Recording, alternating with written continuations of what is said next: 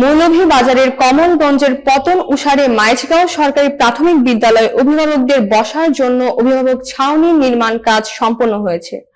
রোববার দুপুরে বিদ্যালয়ের সামনে নবনির্মিত ছাউনির উদ্বোধন করেন পতন উষার ইউনিয়ন পরিষদের চেয়ারম্যান অলি আহমদ খান।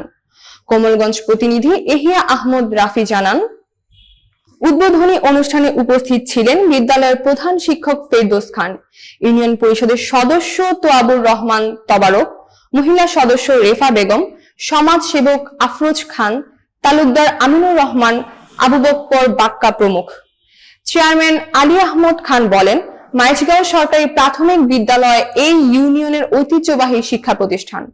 অনেক শিক্ষার্থীর সঙ্গে অভিভাবকরাও বিদ্যালয়ে আসেন, তবে এতদিন তাদের বসার বা অপেক্ষার জন্য কোনো ব্যবস্থা ছিল না। 2024-25 অর্থ বছরে ইউনিয়ন পরিষদের অর্থায়নে অভিভাবকদের জন্য এই ছাউনিটি নির্মাণ করা হয়েছে, যাতে তারা সান্ত্বনা ও সুবিধাজনকভাবে সময় কাটাতে পারেন।